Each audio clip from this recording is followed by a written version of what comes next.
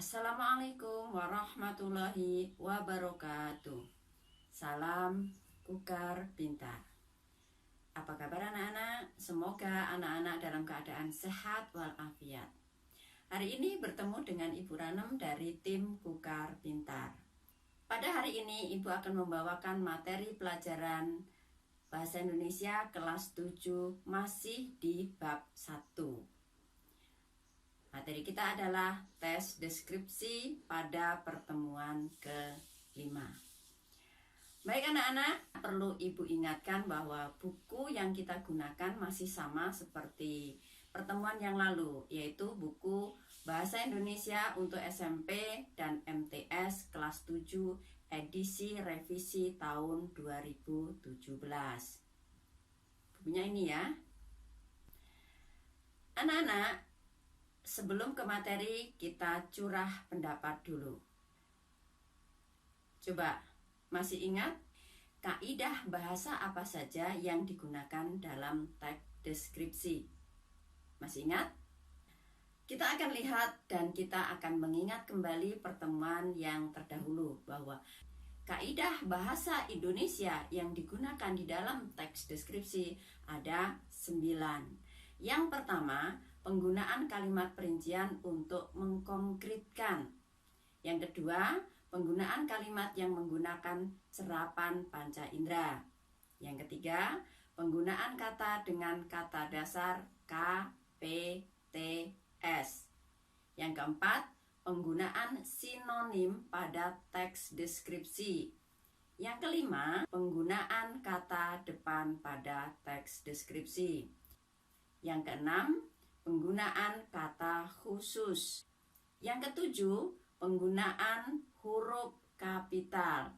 Yang kedelapan, penggunaan kalimat majas. Dan yang kesembilan, penggunaan pilihan kata yang bervariasi.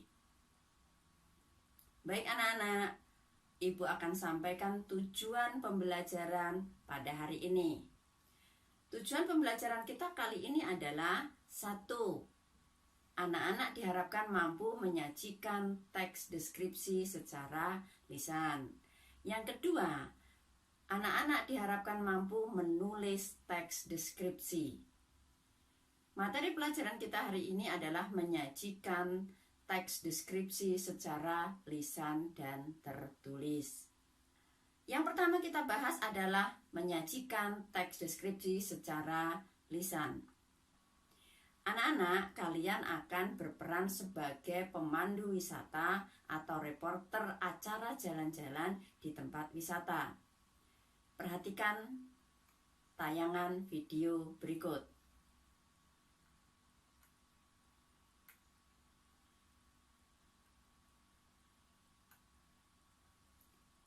Baik anak-anak, setelah kalian menyaksikan tayangan video, kalian akan menulis teks deskripsi, ya. Untuk menulis teks deskripsi ada beberapa langkah yang bisa digunakan sebagai panduan. Yang pertama, tentukan subjek yang akan dideskripsikan dan buatlah judul. Langkah yang kedua, membuat kerangka bagian-bagian yang akan dideskripsikan.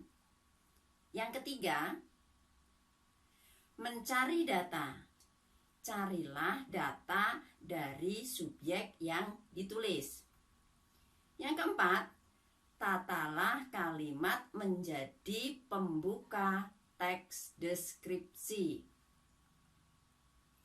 Yang kelima, rincilah objek atau suasana yang dideskripsikan dengan menggunakan kalimat yang merangsang panca indera. Baik anak-anak, kita akan memerinci kelima langkah itu secara detail. Yang pertama, tentukan subjek yang akan dideskripsikan dan buatlah judul. Maksudnya apa? Perhatikan contoh. Judul teks tanggapan deskripsi berisi objek yang akan dideskripsikan dengan tanggapan personal penulis. Langkah kedua, membuat kerangka bagian-bagian yang akan dideskripsikan. Perhatikan penjelasan atau contoh berikut. Misalnya ibu mengambil contoh sekolah baruku. Nah, ketika kita memasuki sekolah baru, kita akan dihadapkan pada pertama, gedung, kedua, halaman, ketiga, guru, yang keempat adalah teman. Ya, kita ambil perinciannya lagi, misalnya gedung. Gedung kita lihat ukuran atau besar kecilnya gedung. Kemudian kualitas, ya, kualitas gedung itu kokoh atau modern atau bagus. Ya. Kemudian warna, misalnya catnya warna biru, kuning atau apa. Nah, ini menggambarkan gedung, mendeskripsikan gedung. Nah, setelah itu baru kalian mendeskripsikan bagian yang lain. Halamannya bagaimana, gurunya bagaimana, teman-teman kalian yang baru itu bagaimana. Langkah ketiga, mencari data.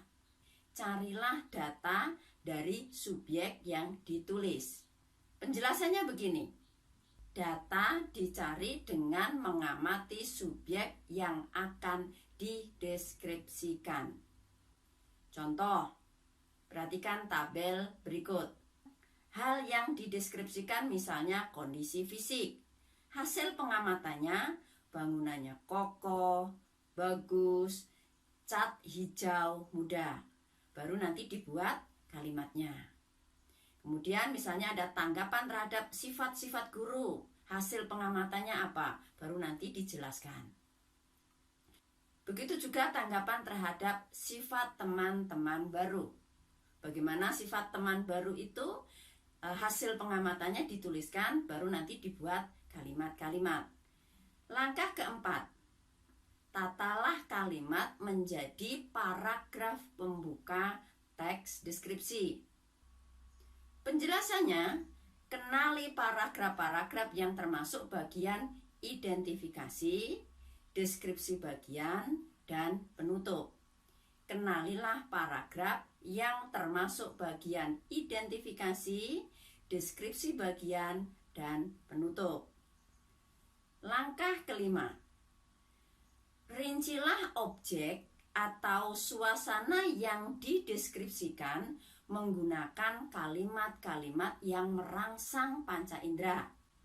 Penjelasannya atau contohnya, pembaca yang tidak mengalami secara langsung seolah-olah melihat, mendengar, merasakan apa yang kita deskripsikan.